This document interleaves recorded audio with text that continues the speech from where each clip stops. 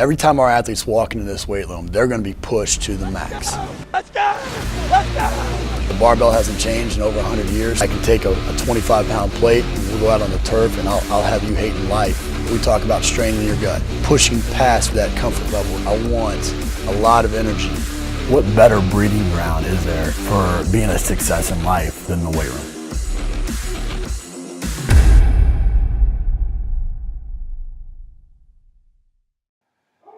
Hey guys, welcome back to Iron Game Chalk Talk. I'm your host, Ron McKeefery, and this is episode number 194. Excited to have Ben Butterfield with us today. Ben is the Director of Sports Performance at Wentworth Institute of Technology. He reached out to me a while back, and this is what I love about the show. What I've tried to do with the show is to acknowledge and recognize strength coaches at every level, at every stage of their development. And Ben is just getting his first opportunity here to lead a program, a Division III school. It's still kind of a part-time position, a 10-month position, and in the off-season he owns his own business and works with another college program. And just thought he had a unique story to share, and so he reached out, and I agree. I think this is something that as we go through, many of us strength coaches, we forget either where we came from or the journey that it takes, and it's one of the reasons why I love the journey question so much, is that there's no such thing as an overnight success, and it's a challenge. It's a journey, and that you have to go through, I think, in some respects, to really appreciate the profession. And so I really appreciated Ben and his story, just talking about all the things that he's done and the different roles that he's had to get his first opportunity with Wentworth. And I think it's just encouraging for everybody to go through. We talk about that. We talk about some of the challenges that are faced with at Division III schools. We talk about, just some advice and where he feels like the profession is headed.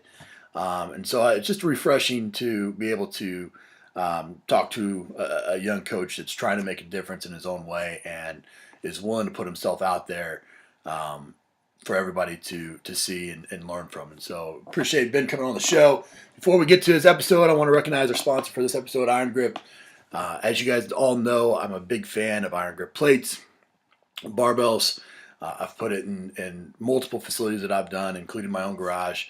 I would highly encourage you. I was just down at Miami, and they just put in Iron Grip dumbbells down there, and the new Fat Grip dumbbells are fantastic. If you have not seen those, make sure you reach out to Chris DeSanto, or come to any one of our summits, as we'll have them on display there as well. But can't say enough about the company. Can't say enough about Chris and Liz and everybody with the company. I would highly encourage you to follow them on social media, as they you get a chance to see a lot of the installs and the product, the projects that they have completed recently.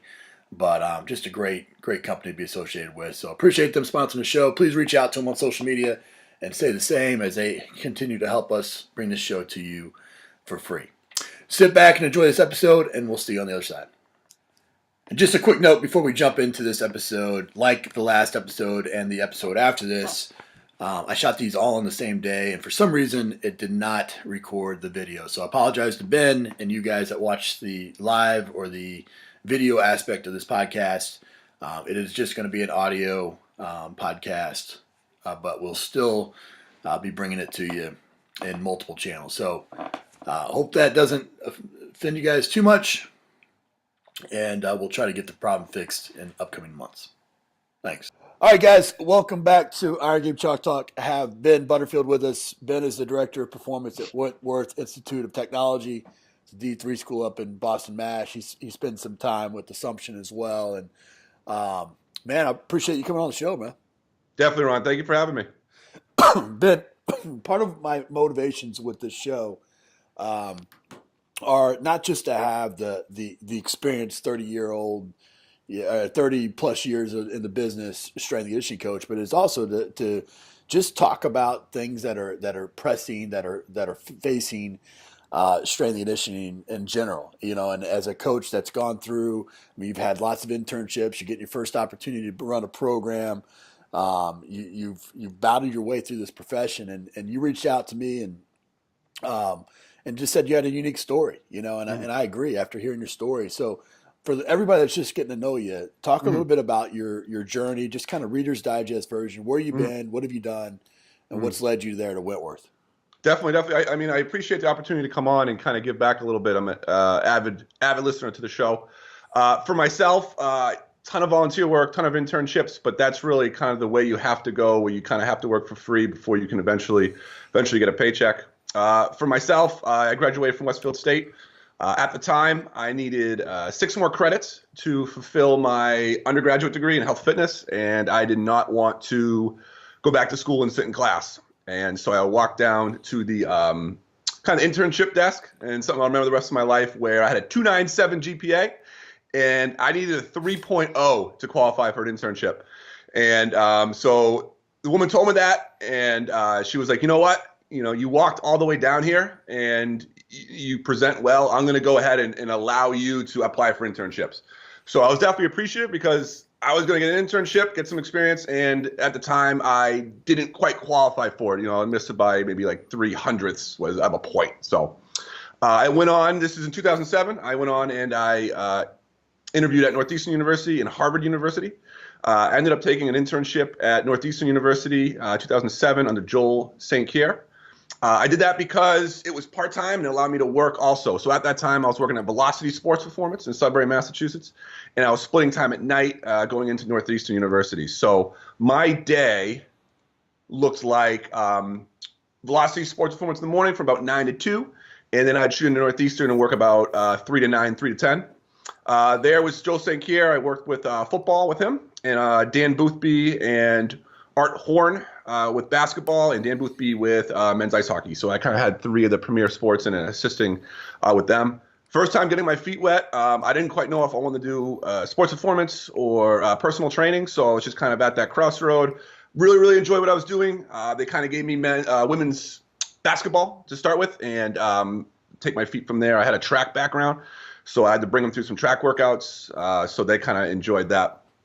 After that summer, Dan Boothby was with men's ice hockey, and he asked me to kind of stay on in a active role assisting with him. So at that time, I stayed on for 3 years assisting with men's ice hockey. At that time, things were kind of falling into place with me. At Velocity Sports Performance, I became full-time rather than the part-time coach I was before. So I did that for about 1.5 years. Had great success at Northeastern, the men's ice hockey program. For the coaches who aren't quite around, it's located in East in Boston, Massachusetts, and ice hockey in Boston and Massachusetts is huge. It's a very well-liked sport here. So they rose to number 3 in the country in I think 2009. So things were really rocking and rolling and doing great there. At the time, Velocity Sports Performance in Sudbury did close, so I lost my position there. And I was kind of at a crossroads a little bit. I was doing a little bit of personal training to make some extra money. I was doing Northeastern University, and I was just reading a ton, reading 2-3 hours a day, and really enjoying just learning more about it. At that time, I decided to enroll at Springfield College, which people call the Mecca of strength and conditioning. So I enrolled there with Dr. Brian Thompson, who's still as the director of sports performance, strength and conditioning, and director of the overall program. So for myself, first time getting my feet wet, first time back in school about 3-4 years. I ended up applying to get in, and I did, thankfully, and I spent about 3 years there, went part-time there. During my time there, I held internships at Boston College for Olympic sports, Boston College football, which is 2 separate entities for those that don't know, and also the Buffalo Bills. From there, I left Springfield College. Typical, you're applying for jobs and trying to get your name out there. I got a phone call from Matt King, who was the director of sports performance at University of Maine, and he was in his 3rd year as the head strength coach there. He gave me a call and said, I need someone to be a first assistant with the overall duty of really overseeing men and women's ice hockey. And so this was my first gig, and it was a working interview. So I knew after the summer I may or may not be held on in that position. It was just based on the kind of work I did and the background I had. So I spent 5 weeks up there, learned a ton of what I was good at and what I was bad at. So it was a big learning experience. It's the first job. It's the first job at Division I university for me. Overseeing a program, making the lifts, working with athletes day in, day out in a collegiate setting where I'm overseeing it. So. Right. Unfortunately, the ice hockey coach said to me, we need someone who just need a little bit more hockey experience at the time. So I was let go, which was disappointing, but it happens to pretty much everyone at one point of their career. So I came home late August. Most times, that's when jobs are taken up. So it wasn't really a whole lot out there. I sent a ton of emails out, Division 1, 2, 3, in the New England area, just looking to get my foot in the door, whether it be full-time, part-time, volunteering. I didn't care. I needed to get into a university, get my feet back under me, and do some coaching. So Gwen, who was an athletic trainer at Assumption College, I recognized her name on the staff directory at Assumption College and doing my research there. She worked a Boston College football camp that I worked with in that following summer. Reached out to her. Assumption College is a Division II program in Worcester, Massachusetts. So I reached out to her, came in, met Chris Grautsky, who is doing strength and conditioning there also. So we kind of split some teams up. Teams would pay us out of their own budgets because the program was definitely kind of still in its infancy stage, and working with coaches there, so they pay us out of our own budgets. I've been there for going on my 4th year, and during my first year there, I got a call from Evan, who is the head men and women's volleyball coach at Wentworth Institute of Technology. He was my cousin's roommate at Springfield. He kind of knew I was interested in gigs and had my name out there, so he gave me a call and said, here at Wentworth, which, like you said, Division III school in Boston, Mass, was looking for a strength and conditioning coach, and if you want to come in and we can kind of get you an interview and see how things go. So it's my 4th year. I'm just finishing my 3rd, this tail end of my 3rd, and at Wentworth Institute of Technology, overseeing everybody for all 17 sports of men and women's. And at Assumption College, I'm working right now with women's field hockey year round. So it's been quite a journey.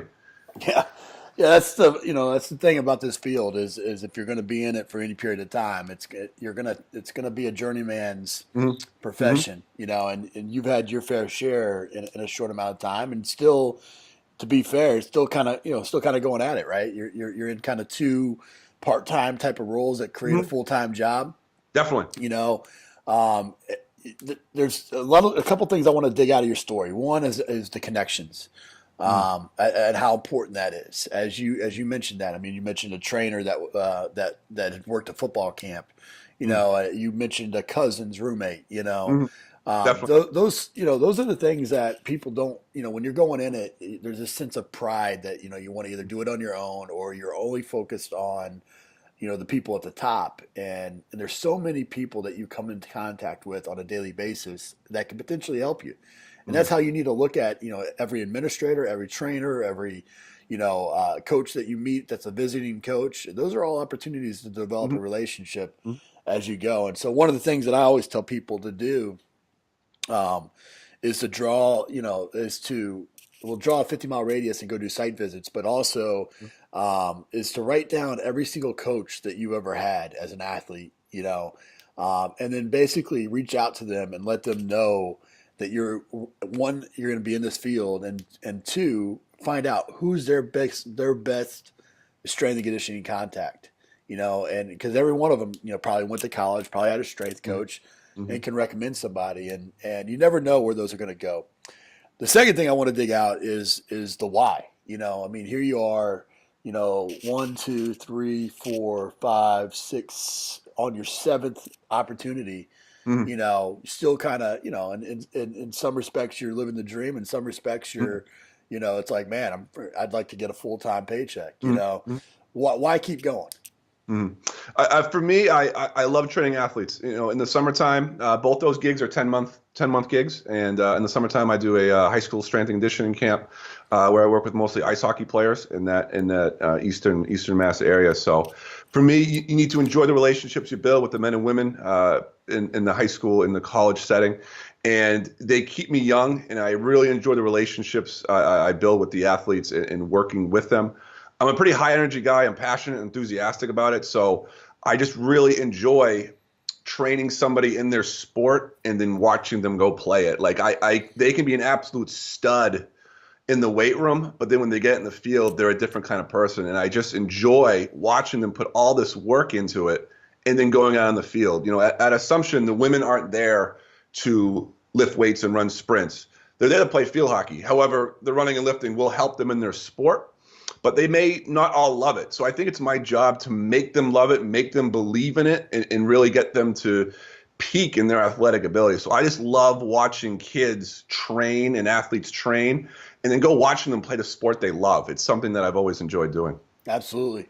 What in this process now, you've had ups and you've had downs already in your career. What is one of the biggest mistakes you've made? Kind of, you look back and you're like, man, that was a bonehead thing. And then what's maybe a piece of advice that you would give yourself, at the very beginning to maybe shorten the time it's taken you to get to that full-time role? I think for myself, I wish I went to grad school sooner. I spent about 3 years working as personal trainer, being in the public sector, working as like not a sports performance, but a director of personal training. I spent about 3 years doing that, just kind of finding what I wanted to do. And maybe I needed that 3 years to find out what I wanted to do, or maybe it was 3 years of should I go back or should I stay where I'm at. So I wish I went to grad school a little bit sooner. I think I started when I was around about 25 in grad school. So at Springfield, it varied. I had kids there, or students that were 21 years old right out of their undergrad, and then I had people there that were in their low 30s finishing up their degrees. So that's something that I wish I could change. For myself, in the right now, scheduling more site visits is something that I do every single year, and it's advice I give to young coaches. This past year, I went to Yale University and caught up with Mike Harris, one of the sports performance coaches at Yale. So every winter and every summer, just making a site visit, reaching out, getting more connections, and really kind of marketing yourself as a sports performance coach, and really catching up with old friends and really making new ones. So, sure.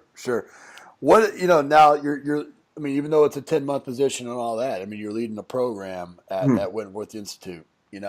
What's the biggest challenge that you're facing right now running a Division III program? Definitely. I think for myself, I love working in that it was in its infancy stage when I started. They didn't have a strength coach before. And when I was described the weight room by Evan, I was like, oh man, who knows what I'm walking into? It's Division III, so you don't quite know what you could get.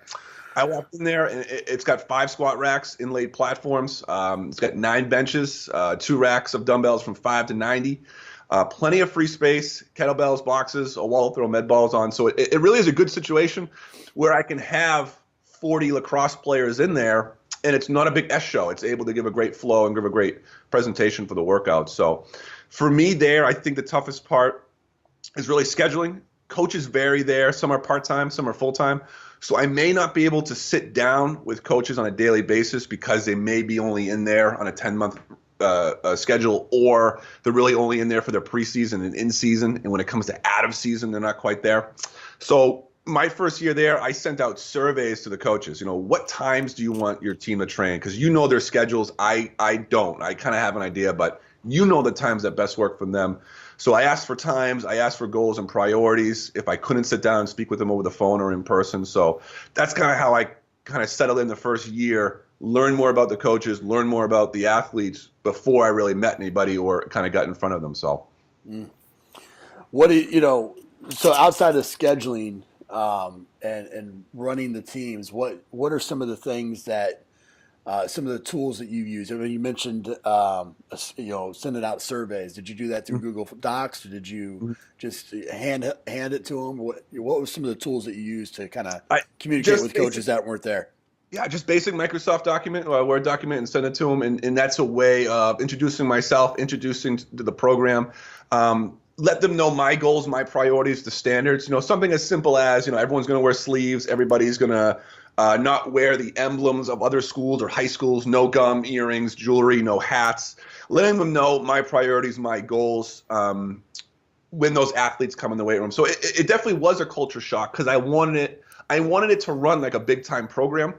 I wanted men's basketball to come in and they're not going to wear Boston College gear, or they're not going to wear Northeastern gear down the street, or I'm not going to see their high school team or their AAU team. So I think for me, just getting that program to function like a high quality, close to a Division I program where they have a strength coach, they have a full hour with me multiple times a week, we're doing in season, they have an out of season. I think for myself, really making those players and coaches buy in is huge. I want them to come, enjoy it. It has to be, I want it to be the best part of their day, the most passionate and energetic time of their day. Because, Ron, it didn't take me very long to know and realize and learn that these students are just academically on another level than what I expected. I'm getting students who are pulling all-nighters 2 weeks into the semester, not in midterms or finals, but I had a baseball player come to me yesterday after a training session, and he claimed, because I haven't slept in 3 days. I go, why? School, man. I'm an architect major, and I am just grinding it out. He claimed he hasn't slept in 3 days, yet he came to the left, did his best, one of the most high energy kids. But I'm dealing with kids that are just academically, they're fried. And when they get to the weight room, it's a time where they can relax, let their hair down, and just really, really have fun. Another story I like to share is I had a women's softball player come to me last year and say, Ben, the sessions we have here it's better than eating for me. And I go, well, what do you mean? She says, well, I'm so stressed at school. I think about school all the time, eating, sleeping, doing work. For the hour that I'm here, I can relax and I can focus on something completely different. Sure. So in that aspect, I'm getting some therapeutic responses from the kids, which I love. And for me, I want them really to love coming in and relax and just be high energy. So those are two stories where it just really took me by surprise just how academically pushed these kids are a week or 2 weeks in the beginning of the term, not to mention during finals and midterms. So it's been really eye-opening working at a tech school at that level. So right. Well, I think, for everybody listening, I think this is, an important lesson in that, sometimes you have to go and make opportunities, and the thing about it is that there's still a lot of universities out there, a lot of colleges, Division III, NAIA, Division II schools that still don't have strength coaches, and so going in and kind of barging in and creating a position, even if it's, a volunteer opportunity at first, but then you can find money through working in the rec center or find money teaching classes as an adjunct faculty or something. All of a sudden now you've bypassed a lot of steps. I mean, you're not the assistant, you're not the GA, you're not an assistant, you're the head strength coach. And so I think going out and finding those opportunities and what you learn, in my opinion, what you're learning there at Whitworth is that you get put in situations where it's not about sets and reps and exercises. It's really about how you manage people, time and resources. And once you get into that, that's where you sink or swim. Is handling those coaches, handling those athletes, understanding the stresses that they're facing. Those are so important, and really it's where the rubber meets the road when it comes to the art of coaching. As a young guy in the profession, where do you see it going? Where do you see strength and conditioning going? Where do you when you look 20 years down the road, do you see that there's still going to be the same structure? Is it going to be different? I mean, in the industry, it's really about who you know. That's where you're going to get your next job. At Springfield, it's like I said, what they consider the mecca of strength and conditioning. I was so lucky to go there for 3 years rather than 2 because I met so many people, undergrads that became GAs that move on. And I know guys, every Thanksgiving, Christmas time, I go through my phone, send texts out to guys and ladies and just congratulate them or wish them the best and what they're doing for the year. And I counted and I had 20, 25 names in my phone that ranged from Division I, II, and III in the professional setting. So it's all the connections you make. When I was at Springfield, it took me about a year to realize the background that Dr. Brian Thompson brings in is phenomenal. The kids had experience that some had more, some had less, some had already kind of had roles in strength and conditioning, left them and went back to school. So I think the knowledge base now for kids leaving school, for students leaving school, whether that be undergrad or graduate level, is so much more than myself when I graduated from Springfield about 7 years ago. So I think kids, their knowledge base and their ability to put effort forth in doing site visits and making contacts is a lot more urgent because they know if I don't make contacts before I leave school, I could just be applying for a job and a stack of resumes and I haven't really stepped out and made a name for myself. So I think kids are leaving school, students are leaving school, making a name for themselves before they apply to jobs and bypassing that whole standard and just getting jobs based on who they know because they've done the internships, they've done the site visits, they've done the volunteer work while they're in school. So I think the knowledge base has grown tremendously since I've been in school. And now GAs know I need to make connections to get a job. I remember in the past podcast, you said you've only pulled, I think it was 2 resumes from a stack to offer someone a job. So that's just the way it is, and it's about the connections you make, and it's just tremendous. And to follow back on something you said about kind of what you can use for your profession is, when I was at Northeastern, I worked there, like I said, 3 years. But after the first year, I went to Dan Boothby and said, "Hey Dan, I have summers off.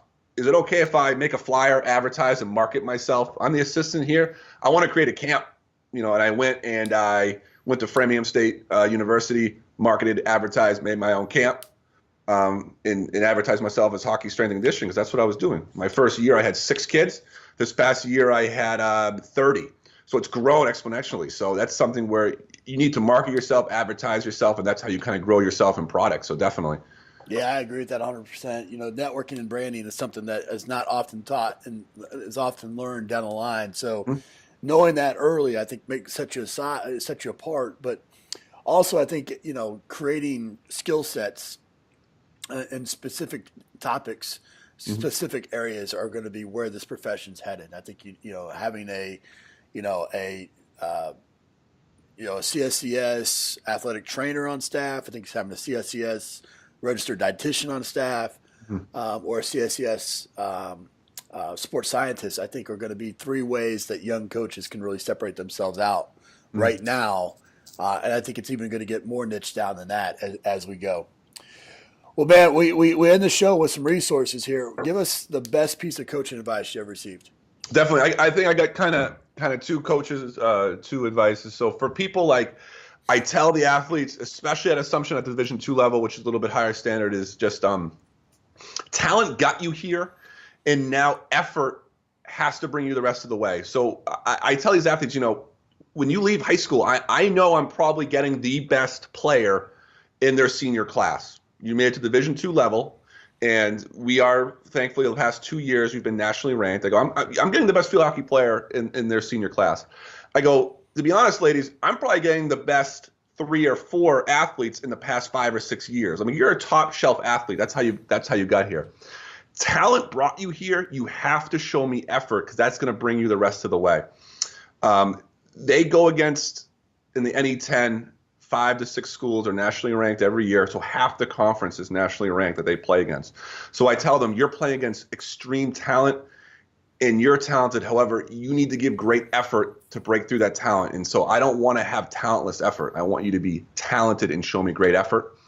And another quote is, Coach Dose is, do the best you can with what you got. And I think that strikes too in the Division III setting, where things aren't always going to be perfect. But for me, I really strive to bring the best workouts I can for the kids in the environment that I'm in, from the equipment and the space and the logistics of the program. So I think for any program, any environment, you just give the best product you can for the kids, and don't let the product suffer as much as possible. So I think that's 2 key phrases that I really like to kind of strive home with. Yeah, it's great. What about a book, app, website recommendation?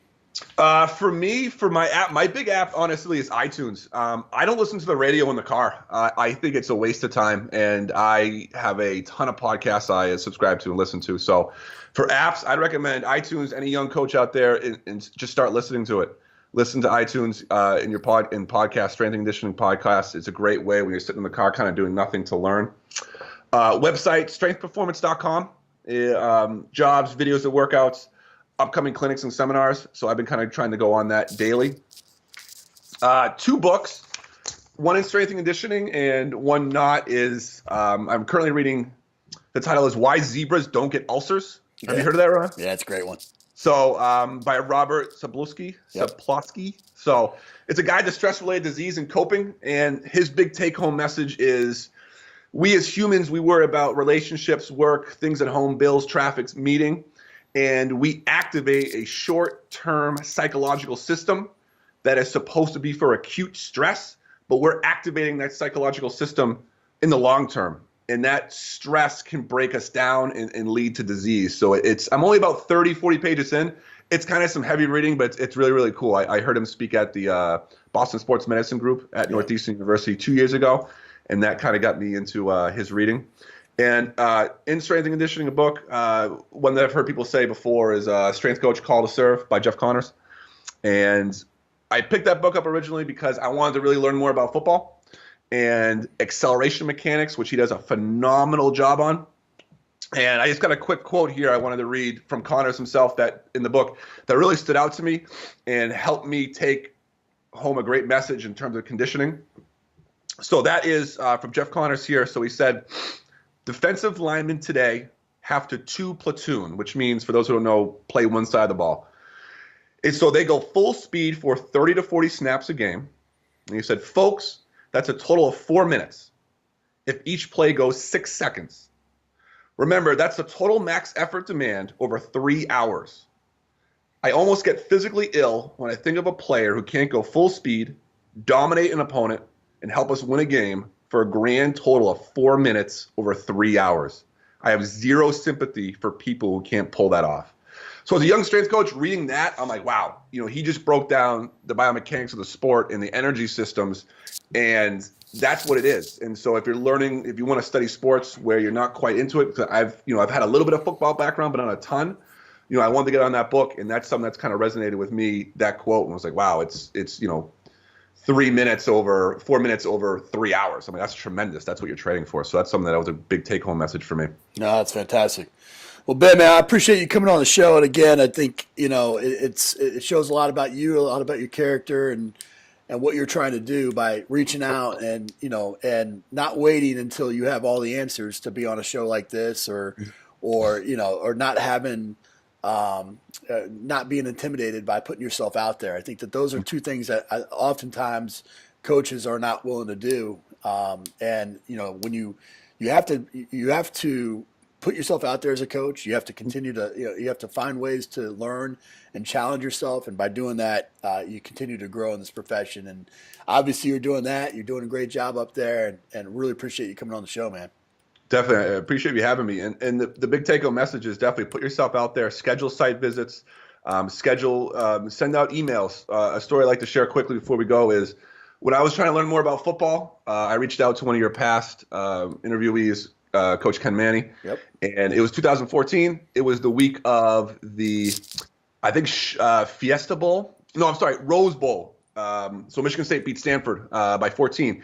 And that week I reached out to him, learn more about conditioning and football. He sent me his entire freshman football packet the week of the Rose Bowl, the biggest game of the year. He had time to answer my email about conditioning. So I think really coaches reach out to people, schedule site visits, learn more about it, advertise yourself, market yourself, and just get more in depth in this field. So that's great, man. Appreciate you, brother. Thanks a lot. Thank you. That's it for this episode of Iron Game Chalk Talk. Thanks to this week's guest as well as our sponsors for bringing this episode to you for free. Make sure to check out ronmckeefery.com, where you can join our mailing list, find the show notes, including all the links and resources mentioned, and information about Coach McKeefery's other products. While you are there, please join Coach McKeefery in the comments section thanking our guest for sharing. If you haven't subscribed to Iron Game Chalk Talk on YouTube or iTunes yet, make sure to do so. Comments, ratings, and reviews are always welcome. Coach McKeefery can be found on Twitter at @RMcKeefery, on Facebook and YouTube at /Ron.McKeefery. That's it for this week. Be sure to check back next week for another great episode of Iron Game Chalk Talk.